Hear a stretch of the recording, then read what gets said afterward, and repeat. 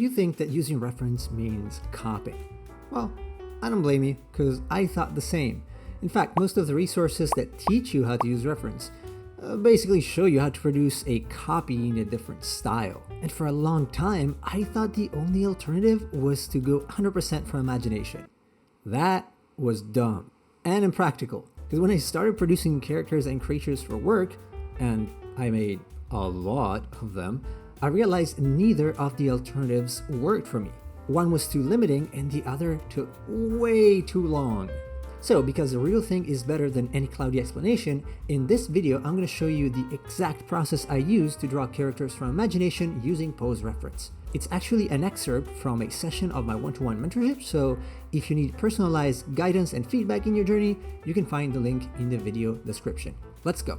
Okay, so I want to make a skeleton warrior, and the first thing I want to do is go on Pinterest and look for a pose with a sword. And this one is a pretty decent candidate, so I'm going to copy it and make the space a little larger so that I have some room for it. Now, it's not perfect, it's not exactly what I want, but that's fine. I'm going to start with a simple skeletal mannequin. And if you don't know what I'm doing, check out the video on drawing gesture, because that's where I talk about it. It's a little weird, but maybe I can make it work. So this guy is looking that direction. What if I don't want the hand to be there? I can change it so I can use this arm or this part here with the sword being there. And then this one maybe is down.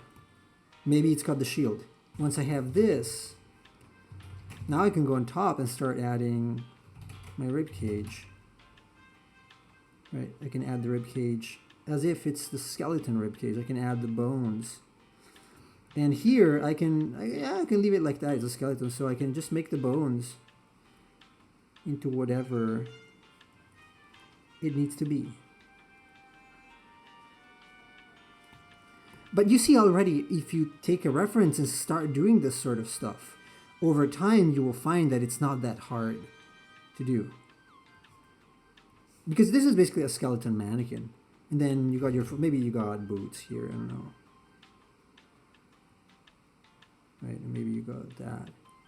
And why is this guy having this? This is a weird pose. I don't know, this was one of the only ones that would go for a skeleton maybe. See, you get used to editing things, and maybe I don't like this leg. Okay, I don't like it.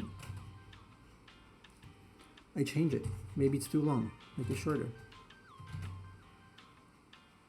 And you do this over and over and over again on all your pieces until you find something, some method, let's say, that you're happy with. Probably something like that, yeah. And this one's supposed to have a sword, so let's give it a sword. And then you scale it up even more. And now you start adding all the details of the skeleton. But it's already done. Like, that was the hard part. But now I go back, I get rid of that reference, I bring in my other reference. I bring in this one because I don't know how to make a skeleton, and I go like, okay, well, I can make it straight, but let's pretend I'm gonna make it looking a little bit towards that direction. So I'm gonna make the simple form, and the first is gonna be like rough, maybe something like that. But then, little by little, I start implementing things like, what about this? Right, I start noticing, maybe my jaw is a little weird. Let's try this first and see how it goes. Maybe I can implement this sort of thing. Right, and maybe the chin should be a little more pointy. Maybe it's a little open. Maybe the teeth are broken, like that. I can start with the simpler forms here. But then, because this is a skeleton, I need to know what a skeleton, like the skeleton of the skeleton looks like. So obviously it doesn't have any muscle there. But you can add some muscle if you want, like a zombie-esque thing.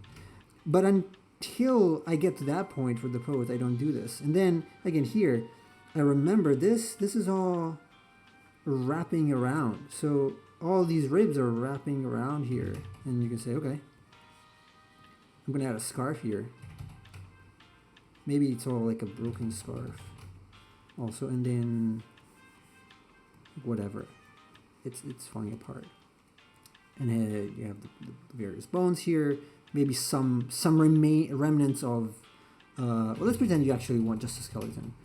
I usually add some remnants of like muscles and stuff because I like it. But then, how is the humerus? How does it look like? How does it go inside there?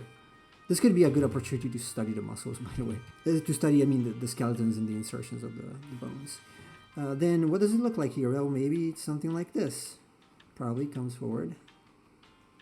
Right, something like that. And how does the hips do? Something like that, maybe. See, I already know how to do this, but if you don't, once you get to this stage and you stop because you don't know how something looks, it really does make a difference when you know what to do. And you're like, oh, well, I don't know what to do because I didn't do enough. Yes, of course. But a reference is going to cover what you don't know because it's impossible to know everything. The reference is a reference. It's not your Bible. Like you can absolutely change it, and you have to change it. Just always remember, always 3D. So whatever you do, it's always 3D. Always. So everything. I draw the femur. It's 3-dimensional. If you don't know what it looks like, well, it's a good opportunity to learn. Tibia, 3-dimensional. It's still too long there, but it doesn't matter. You can change proportions too. Like if I want super long legs on this, I can move this up and I can make the legs super long. It's fine. Nobody cares, as long as it looks like there was some thought put into it. You take the general feeling of it and then you start adding your stuff. It's probably going to still look a little stiff if you're not used to making poses, but the more you make them and the better you get. And it's just a matter of volume. There is not really a better answer than this. If not, you do it when it looks like crap, you fix it. And if it still looks like crap, you fix it tomorrow. And at some point you will be able to fix it in a way that matters. If I tried doing this, even just this 3 years ago, I would have not been able to fix it. Like it wouldn't look like this, but I would have been kind of stuck with it. And the solution to that is experimenting. You take it and do what I did. Change a leg. Don't like the arm here. Change the arm. Whatever. You can put it back like that. But you have to do it many times.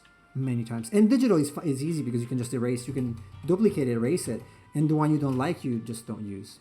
And that's pretty much it. That's how I use reference to create something that's basically completely new. If you enjoyed the video, like and subscribe. And as always, I will see you in the next one.